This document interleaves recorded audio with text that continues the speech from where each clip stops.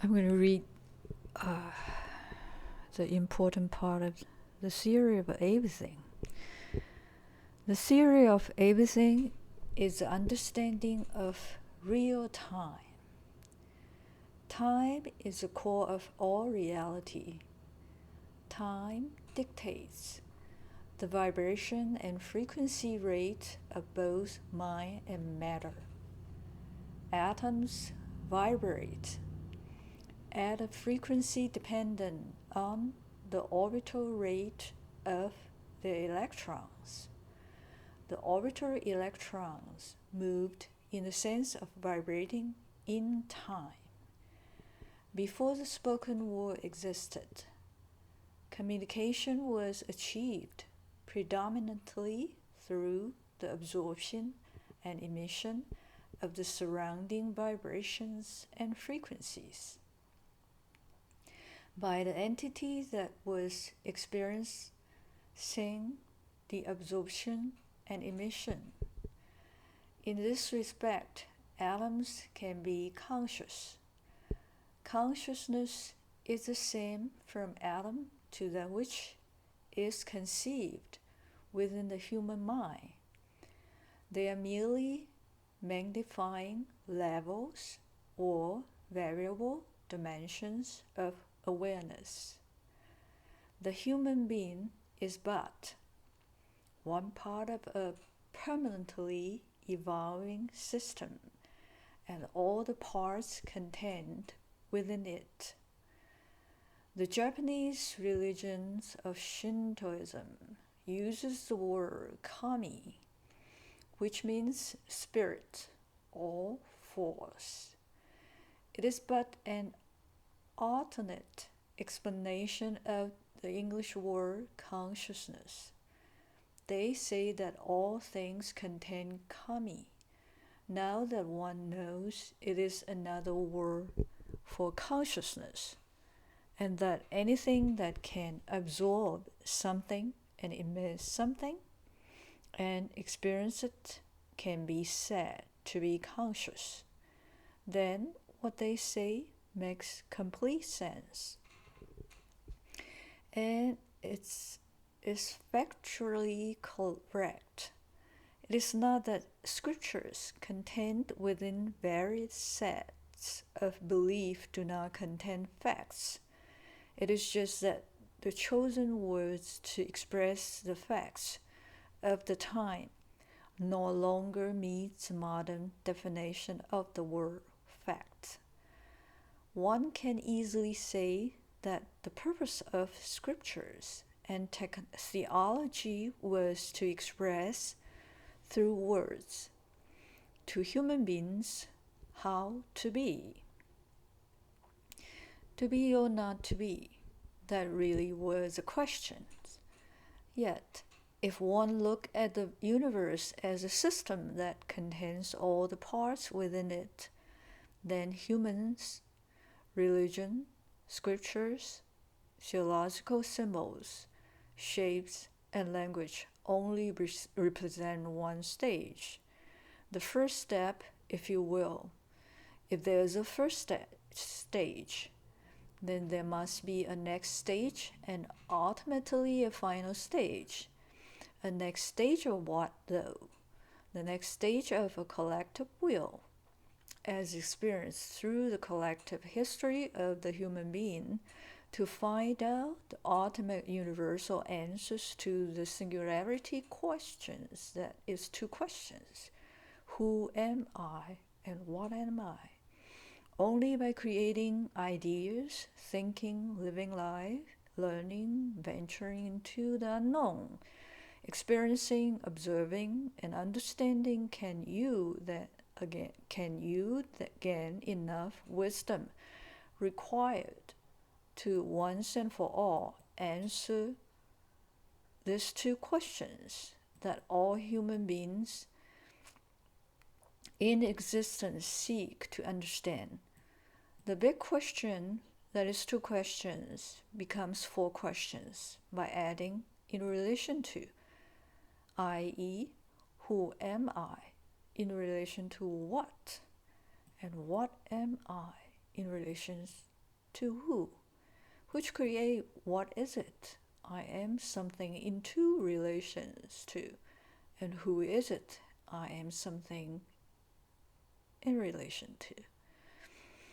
Questions exist as long as there's an event whereby the complete awareness of the cause of it is unknown to the observer. The wonderful paradox is that once it is known to the observer, then it never repeats. That paradox creates all sorts of directions from it with further questions. Such is the nature of the infinity of complexity. Instead of suppressing infinities, one has to embrace them simply by allowing them to exist. If one is able to infinitely zoom inwards, then one can infinitely zoom outwards.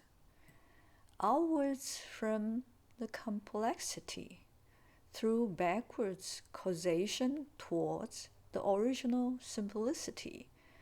In quantum mechanics, is called entanglement. That is to say, the mechanics of the operation of conscious entanglement is reflected through the discipline of quantum mechanics. Now, let us return back to time, setting up another paradox by using words to successfully demonstrate the time before them. The frequencies of vibrations, according to specific cycle of time, determine the atomic structure of all forms of matter. The source of all known phenomena, form and formless, is time.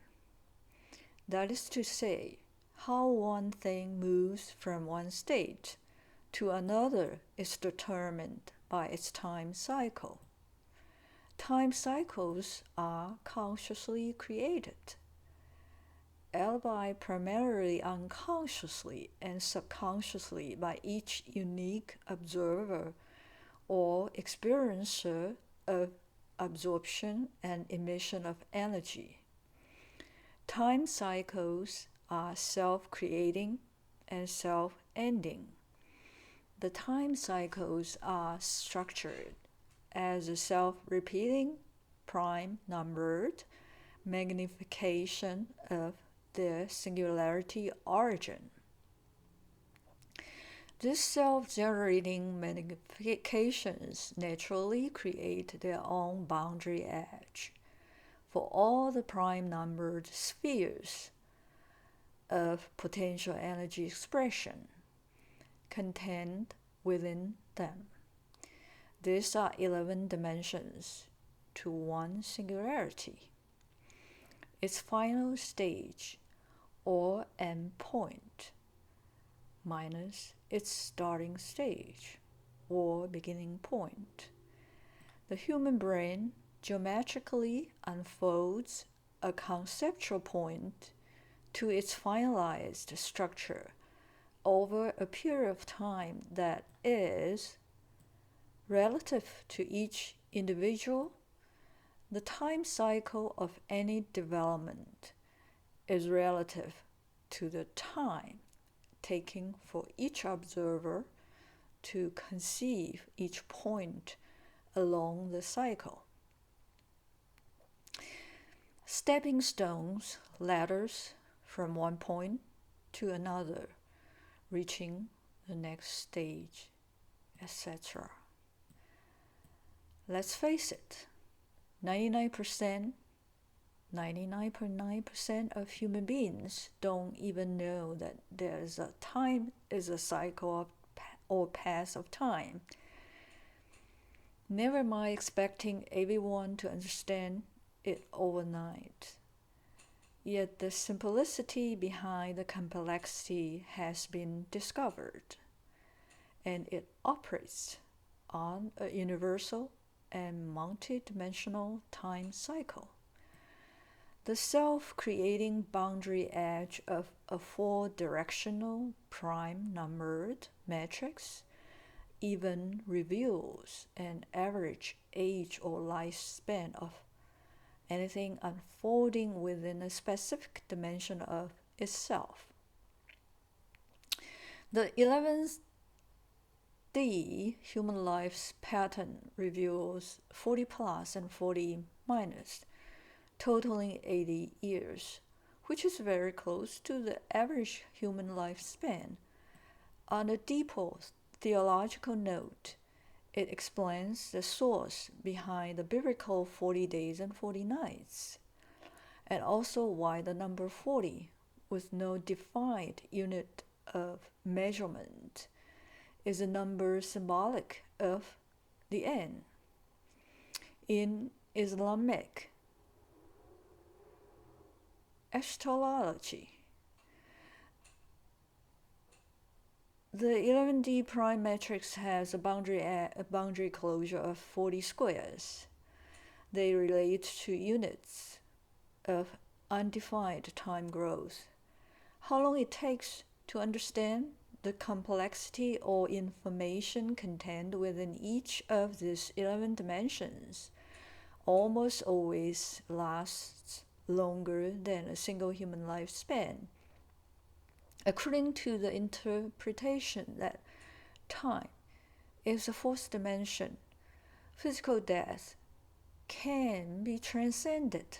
However, it is the death of the self and the rebirth of the universal self, the conscious afterlife. This is the source of the Eastern belief in reincarnation or past life experience. Obviously, time is not restricted to the fourth dimension for human activity. By explaining and presenting this fact, then automatically it denotes that there exist realities beyond the collectively conceived third dimensions.